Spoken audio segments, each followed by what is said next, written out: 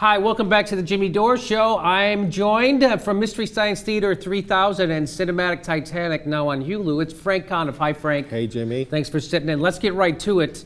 I've talked about this before on the show, but we elected a black president, and I don't know if you know, racism is over in America. It's been dead for quite a while now, ever since we elected Kenyan socialists to the presidency. So right now, here's Congressman Kaufman from Colorado, and he got caught. This might be a little hard to hear. That's why we'll throw the words up on the screen for you. Here's what he had to say. He's doing a little birther talk when he didn't think there was a camera around. Here we go. I don't know whether Barack Obama was born in the United States or not. I don't know that. But I do know this, that in his heart, he's not an American. He's just not an American. Yeah, he's just not an American. Obama's just trying to fool us into believing he's an American by being born in the United States. And here's how I know Barack Obama's not an American. Has there ever been even one American president who was black? Deep in his heart, he's still black. That's what. Deep in his heart, Yes. right? I mean, Barack Obama, he's educated, rational, and he's read a book.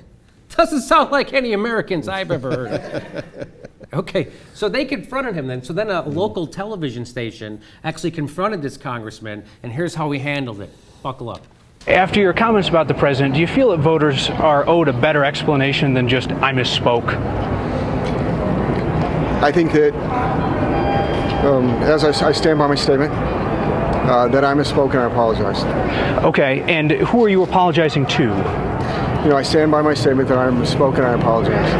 I apologize. We talk to you all the time. You're a very forthcoming guy. Who's telling you not to talk and to handle it like this? I stand by my statement that I wrote, that you have, and I misspoke and I apologize. Is there anything that I can ask you that you'll answer differently? You know, I stand by my statement that I misspoke and I apologize. You know, Is he trying to come up with a laugh-in catchphrase or something? it sounded like he's trying to get some kind of a catchphrase. You know, I know this might sound funny, but that's the way Congressman Kaufman keeps himself from saying the N-word. Okay. All right. I just wanted to share that with you. I thought that was pretty sweet because we got some more of it, right? Because the birther stuff is not going away.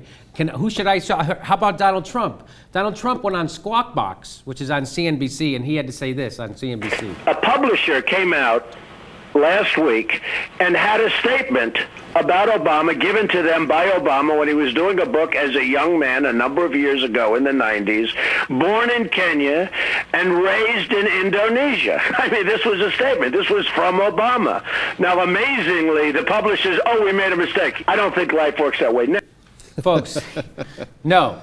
If you think that promotional pamphlets from publishers have inaccuracies in them, then you don't know how life works. You don't understand. Maybe you don't understand. Maybe you need to call up Donald Trump and he'll explain to you how the world works. It is the first book that Donald Trump has ever been aware of. So. Okay, we got more of it.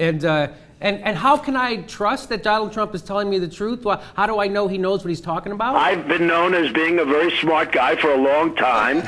Yes, he's a smart guy. And one sure sign that you're a smart guy is that you run around telling people. I can handle things. I'm smart. Not like everybody says. Like dumb, I'm smart and I want respect. Okay. So Donald Trump ain't stopping the birtherism. He went in front of the North Carolina Republican Convention and gave a speech recently. And first he wanted to let everybody know why he's dropped out of the race for president. Ready? Here we go. It's not easy. And one of the reasons that I decided that I wouldn't run, and as you know, I was doing very well. The polls were great. Everything was great. I loved doing it. And I had to make a decision because I had so many things going. And I don't want to bring up a very successful show called The Apprentice. I assume you all watch The Apprentice. Yeah, that's right, ladies and gentlemen. Donald Trump couldn't save the United States' economy because he had to do a reality show. That's right. America needed him to be president, but NBC needed him even more to be king of the douchebags. And that's also why Snooki turned down UN ambassador. That's what I heard. Yeah. That's what I heard. Okay, let's go to our next clip from Donald. He's got more to say. And they said racist. I said, what the hell does this have to do with racism? Yeah. What does this have to do with racism? We're just questioning the legitimacy of the first black president the same way we never did of anybody else. Any other president ever. Never did it of any other president. Never wanted to see anybody else's birth certificate, long form or otherwise, or college records. But here's how he can tell you he's not a racist. He's proven. Said, oh, because I brought up the birth certificate, I'm a racist. I said, how could I be? I just picked Arsenio Hall. Give me a break. He just picked, folks, how could he be a racist? He's got a black friend. How could Robert Blake kill his wife? He's married. And if you're in the KKK and you watch the Arsenio show, that means you're not a racist. That means you're not a racist. Yes, of course. I know. Yeah, that's right. David Duke went and saw the Wayans Brothers movies. Well, that doesn't mean he's a racist. It means he has bad taste in movies. Maybe a little bit of both. Yeah. Okay, so here we got another slide from him. Here we go. I'm about jobs. I'm about economic development.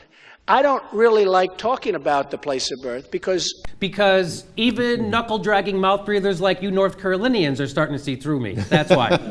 That's why. He doesn't even like to talk about it. No, even though he it's doesn't. been the only thing he's been talking about for a year and a half. He doesn't like to talk about it. He's doing it as a duty to his country. Right? Okay. And you know what I say to that? I can handle things. I'm smart. Not like everybody says. Like dumb. I'm smart and I want respect. Okay. Donald Trump is banging the truth two at a time.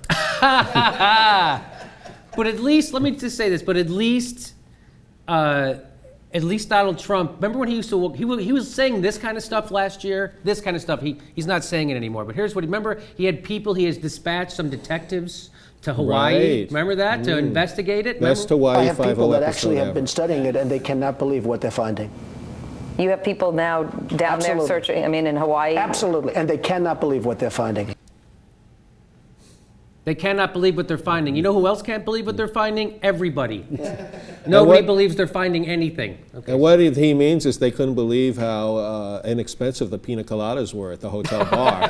They couldn't believe I can't believe this.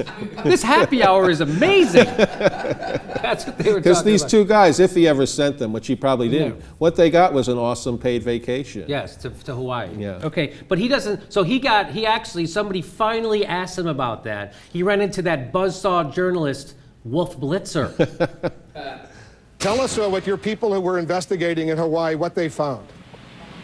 We don't have to go into old news. That's old news. Well, what are they? Yeah, that's old news. Come on. Now this is the new bullshit. You know, you'd think he'd want to talk about what his investigators found in Hawaii. But, I'd rather make it look like I'm making shit up as I go. That's literally what he's doing. Yeah, okay.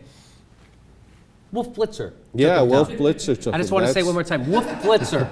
Wolf Blitzer took him down. That's the environment we live in because, and this is serious, the toughest interview on Romney was from Jay Leno this year. It was? Yeah. Wow, that's quite right. All right, well, I think that might be the end of this segment. It certainly is. Let me thank Frank Conniff for sitting in with me one more time. Thank you. And thank you for listening or watching. You're not listening, you're watching. I'll see you next week on our next show from the Jimmy Dore Show.